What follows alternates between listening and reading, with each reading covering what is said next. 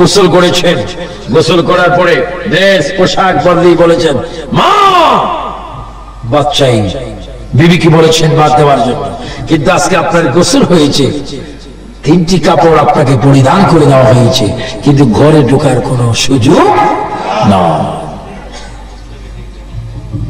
সন্তান যখন বাবা যখন মারা যায়, ছেলেরা তখন এক টেবিলে বসে ফয়সালা করে জানাজার টাইম কখন দেওয়া হবে, গোসল কে করাবে, কখন করাবে, সিদ্ধান্ত নেই। বাবা চিৎকার দিয়ে কাঁদছে, হে আমার ছেলেরা, আমি এতক্ষণ তুলপিতে ছিলাম, বিল্ডিং আমার, বাড়ি আমার, ঘর আমার, সম্পদ আমার, হতিয়ার আমার, ক্যাশ আমার, সব আমার, আমার নিঃশ্বাস চলে যাওয়ার পরে তোরা কি আমার পর হয়ে গেলি? আমাকে আমার বিল্ডিং থেকে বাহির করার জন্য তোমরা ফয়সালার মধ্যে বসে গিয়েছো।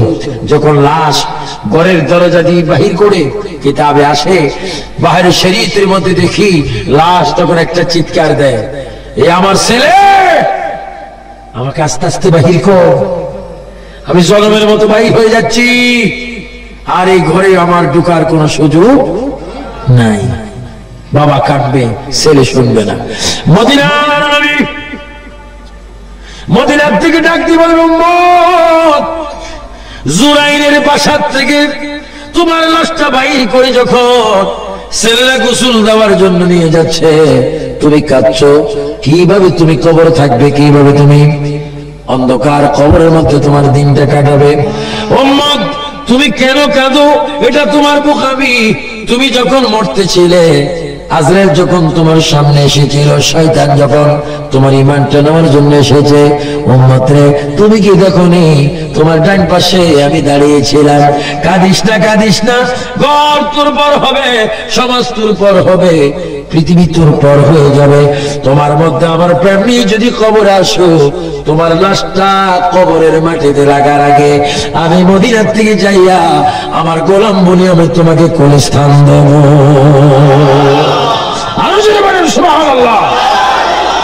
সুন্নি মুসলমান ভাইয়েরা, জুরাইনের মুসলমান ভাইয়েরা, বিভিন্ন জেলার ভাইয়েরা আওয়াজ দিয়ে বলেন, সে অন্ধকার কবরে আমরা রাসূলের ফুল মোবারকে যাইতে চাই কি চাই না?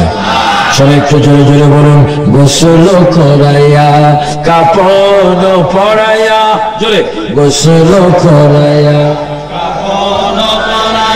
রাখিবে যখন কবরে শুইয়া, লয় গো কোলে গোলাম বলিয়া, ইয়া রাসূলুল্লাহ, ইয়া রাসূলুল্লাহ। অন্ধকার কবরে যখন দিবে আমাকে, এই রাস্তার নাম কি? হাজী খুরশেদ আলী সর্দার রোড। রোড ঠিক আছে, কিন্তু সর্দার সাহেব এখন দুনিয়াতে, কিন্তু এই রোডের কারণে, এই রোড এখন রোড নয়, এটা বেহেশতের এই বাগানের কারণে সর্দার সাহেবের কবরকে আল্লাহ পাক জান্নাত বানিয়ে দিয়েছেন। আরো জোরে বলুন না সুবহানাল্লাহ। এজন্য ভালো কাজ করে পৃথিবীর থেকে ভালো কিছু স্মৃতি রেখে পৃথিবীর থেকে বিদায় হওয়ার প্রয়োজন আছে কিনা? এই রোড আজকে জান্নাতের বাগান হয়েছে। আপনারই নূরের ঝলক লাগিয়া, বলেন, আপনারই নূরের ঝলক লাগিয়া কবরের আধার যাবে চলিয়া। সুবহানাল্লাহ। আর একটু চিল্লে যুবক ভাইরা বলো সুবহানাল্লাহ। নবীর নূরের ঝিলিক আমরা কবরে দেখতে চাই কি চাই না? আপনারই নূরের ঝলক লাগিয়া কবরের আধার যাবে চলিয়া, দয়া করিয়া দিও গো দেখা, বলেন, দয়া করিয়া দিও গো দেখা, ইয়া রাসূলুল্লাহ, ইয়া রাসূলুল্লাহ। গভীর মনোযোগ। মা আমেরা বলেন, আমার পেটের ভিতরে আখিরি জামানার নবী নূর মোবারক প্রবেশ করার পরে আমি ওযু করতে গেলাম, পানির কূপের সামনে গেলাম। পানির কূপের সামনে যাওয়ার পরে জমজমের পাশে একটা কূপের কাছে আমি গেলাম। প্রতিদিন সেখানে বালতি দিয়ে আমি পানি তুলি। আজকে দেখে পানি তুলতে হয় না, পানি অটোমেটিক আমার কদমের কাছে চলে এসে গেছে। পানি আমাকে সালাম দিচ্ছে। পানি বলে, আমেনা, ও আমেনা, তুমি ধন্য, তোমার তকদির ভালো। মা আমেনা বলেন, পানি যখন আমার সাথে কথা বলে আমি আশ্চর্য হয়ে গেলাম। পানি রে, গতকাল তোমার কাছে আমি এসেছিলাম, তুমি আমার সাথে কথা বলোনি। আজকে পানি রে, তুমি আমাকে স্বাগত জানাচ্ছ, আমার সাথে কথা বলছো। কারণ কি? পানির জবান করে যাবে না গো। গতকালকে নামে না, আর আজকে নামে না, আকাশ পাতাল বেশ কম। কয় কারণ কি? কয় কালকে তুমি ছিল নবী মুক্ত, আজকে তোমার পেটের ভিতরে আখিরি নবীর আগমন হয়েছে। আরো জোরে বলুন না সুবহানাল্লাহ।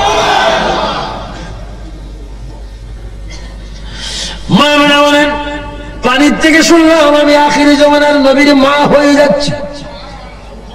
এবার আমি ঘরে গিয়ে একটা গ্লাস হাতে নিয়ে একটু পানি খাবো। হঠাৎ করে দেখি হাতটা যখন আমি গ্লাসের দিকে নিচ্ছি, গ্লাসটা অটোমেটিক আমার হাতে চলে আসছে। পানির কাছে যখন যাচ্ছি, পানি অটোমেটিক গ্লাসটা ফুল হয়ে গেছে। আমি বললাম, কিরে গ্লাস, তুমি আমার হাতে এসে যাও। পানি অফসার এসে যায়। কারণ কি? পানি গ্লাস যতভাবে জবাব দিচ্ছে, আমি না গো, এই জন্য তুমি আজকে আনন্দের সাগরে পড়েছো, তুমি রহমতুল আলামিনের মা হয়ে গেছো। আল্লাহু আকবার, আল্লাহু আকবার। এখনো আমার নবী দুনিয়াতে আসেনি, এখনো মায়ের গর্বে। এই ঈদে মিলাদুন নবীর আলোচনা করতেছি। নবীজি আমার জিজ্ঞাসা করবে, আবু সুফিয়ান, আমি কি অন্যায় করেছিলাম? আমার জুরাইরের, আমার আশেক বয়েস ক্লাবের উম্মতেরা এত মহব্বত করে মাহফিল করেছে, তুমি একটু মিলাদুন নবীর কথা বললে না। আমি কি তোমার এমন কি অপরাধ করেছি? আজকে যদি আমি তোমাকে সুপারিশ না করি, তুমি কি করবা? এজন্য মিলাদুন নবীর কথাটা আপনাদের কাছে তুলে ধরতেছি আমার ভাইয়েরা।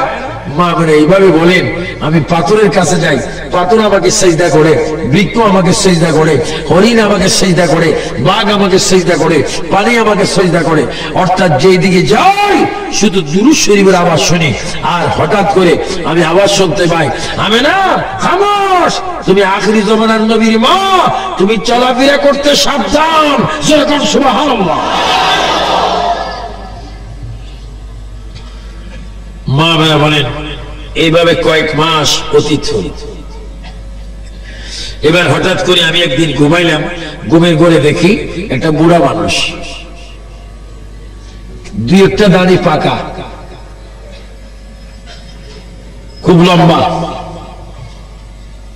কত লম্বা? 120 হাত। জোরে বলে 120 হাত।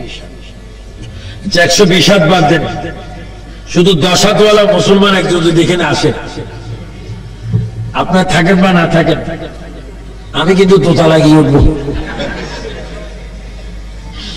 কারণ জীবন বাঁচান ফরজ। মা আমেনা বলেন,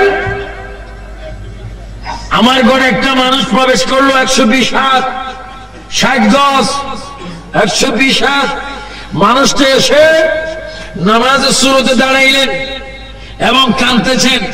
আমি জিজ্ঞাসা করলাম, আপনি কে? হঠাৎ করে আমার ঘরে প্রবেশ করলেন, আপনার নাম কি? ওই মানুষটা কেঁদে কেঁদে বলে, মা, আমাকে কি আপনি চিনেন না? আমি পৃথিবীর প্রথম মানুষ, আমার নাম আদম আলাইহিস সালাম।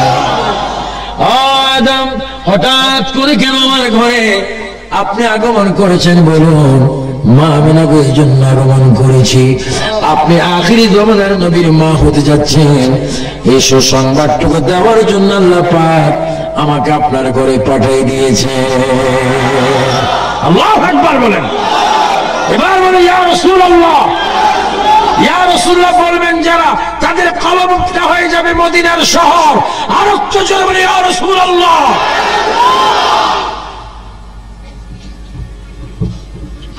মা আমেনা বলেন, আদম আলাইহিস সালাম চলে গেলেন।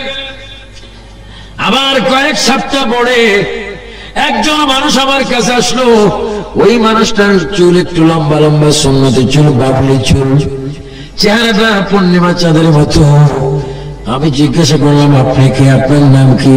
মা, আমাকে কি আপনি চেনেন না? আমি মুসলমান জাতির পিতা, আমার নাম ইব্রাহিম খলিলুল্লাহ। মাগো, আপনার পেটের মধ্যে আখিরি জামানার নবী, এই সুসংবাদটুকু দেওয়ার জন্য আল্লাহ পাক আমি ইব্রাহিম খলিলুল্লাহকে আপনার ঘরে পাঠিয়ে দিয়েছে।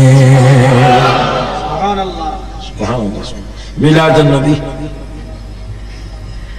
মিলাদুন নবী বুঝলে নিয়ামত, না বুঝলে কিয়ামত। আপনাকে নিয়ামত চান না কিয়ামত চান? আওয়াজ বুঝে যায় কিয়ামত কিছু কিছু চান। আপনার জন্য নিয়ামত চান না কিয়ামত চান? নবীর মিলাদুন নবী আমাদের জন্য কি? নবী ডাক। মা মেনা বলেন, এবার 1.5 মাস মাঝখানে ফাগল, এবার একটা মানুষ আসলো প্রায় 23 হাত লম্বা। ওই মানুষটি আমার সামনে এসে চোখের পানি ফেলে ফেলে যখন কাঁদতে লাগলেন, আমি জিজ্ঞাসা করলাম, আপনি কে? তিনি বলে, মা, ও মা, আমাকে কি আপনি চেনেন না? আমি মূসা কালিমুল্লাহ। সুবহানাল্লাহ, আমি মূসা কালিমুল্লাহ। মা, আমি এই হাতে থাপ্পড় দিয়ে আজরাইল ইসলামের চোখ বাহির করে ফেলেছিলাম। ও মা, আজকে শুধু আপনার কদমে এসেছি একটা সুসংবাদ দিতে। আপনার পেটে এমন একজন রসূল আগমন করেছেন, উনি না হলে আমিও জন্ম হতাম না। ও সুসংবাদ দেওয়ার জন্য আল্লাহ পাক আমাকে আপনার ঘরে পাঠিয়েছেন। জোরে বলুন সুবহানাল্লাহ, আল্লাহু আকবার, নারে তাকবীর, নারে রিসালাত, আল্লাহু আকবার, আল্লাহু আকবার। মুসা নবী বলেন, আমি হতাম না যদি আপনার গর্ভজাত সন্তান সৃষ্টি না হতো। এভাবে অনেক অনেক নবীদের আগমন। ইদ্রিস পয়গম্বর এসেছেন, হারুন আলাইহিস ইসলাম এসেছেন, দাউদ আলাইহিস ইসলাম এসেছেন, সুলাইমান আলাইহিস ইসলাম এসেছেন। সর্বশেষ একজন ব্যক্তি এসেছেন, উনি এসে আমার নবীজির মায়ের কদমের কাছে দাঁড়িয়ে আছেন। মা মেনা প্রশ্ন করেন, আপনি কে? মা, আমাকে কি আপনি চেনেন না? আমি ৪র্থ আসমান থেকে এসেছি, আমার মার নাম বিবি মরিয়ম।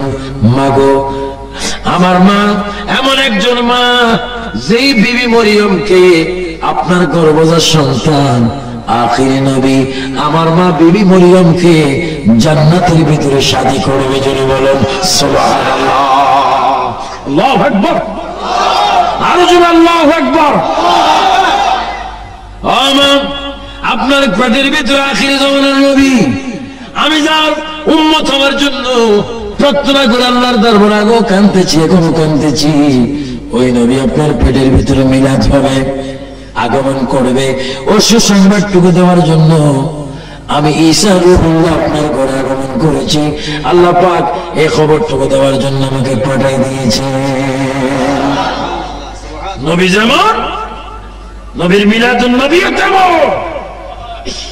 আর আজকে অনেকে মিলাদুন নবী করে না। মিলাদুন নবী করা বেদাত। মিলাদুন নবী করে বেদাত না, মিলাদুন নবী করে ইবাদত। যদি বলেন মিলাদুন নবী করা কি? আপনি কি বেদাত চান না ইবাদত চান? যিকরুল আম্বিয়া, হাদিস শোনো, যিকরুল আম্বিয়া মিনাল ইবাদাতি ওয়া যিকরুস সালিহিন কাফারা। নবীজির জিকির করলে ইবাদত হয়। মা বোনা বলেন, এত খবর শোনার পরও আমার পুত্রদা আমার পেটে আছে, আমি মা খোদার কসম আমি নিজে বলতে পারি না। আপনারা বলুন তো দেখি, কসম দিয়ে বলেন, জুলাইনের এই 3 দিন ব্যাপী ঈদ মিলাদুন নবী সাল্লাল্লাহু আলাইহি ওয়াসাল্লাম উপলক্ষে 3 দিন ব্যাপী 13তম এই ইসলামী মহাসম্মেলনে বসে বলেন, আপনাদের কাঁধে 2 জন ফেরেশতা আছে কিনা? আছে। জোরে বলেন, কয়জন? 2 জন। সকলের কাঁধে কয়জন করে? 2 জন। কয় কেজি? কয় মন, কয় টন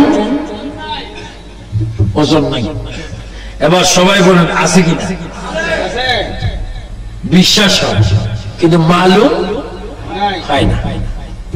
মা বাবা বলেন মুসলমান তোমাদের কাঁধে দুইজন করে ফেরেশতা আল্লাহ পাক দিয়েছেন। কোরআনে বলেন কিরামান কাতিবিনা ইয়ালামুনা মা তাফআলুন। আল্লাহ পাক দুইজন করে লেখনেওয়ালা ফেরেশতা আমার আপনার কাঁধে দিয়েছেন, কিন্তু আমরা অনুভব করতে পারি না। নূরের কোনো ওজন নাই। আল্লাহর নবী মা আমেনা বলেন আমার পুত্র নূরের নবী, নূরের কোনো ওজন নাই, এই জন্য আমি বলতে পারি না। পৃথিবীর অনেক ছেলে মেয়েরা মা বাবার কলিজায় লাথি মারে, আমার পুত্র মোহাম্মদ যতদিন আমার পেটে ছিল আমার কলিজায় পর্যন্ত একটা লাথি মারেনি।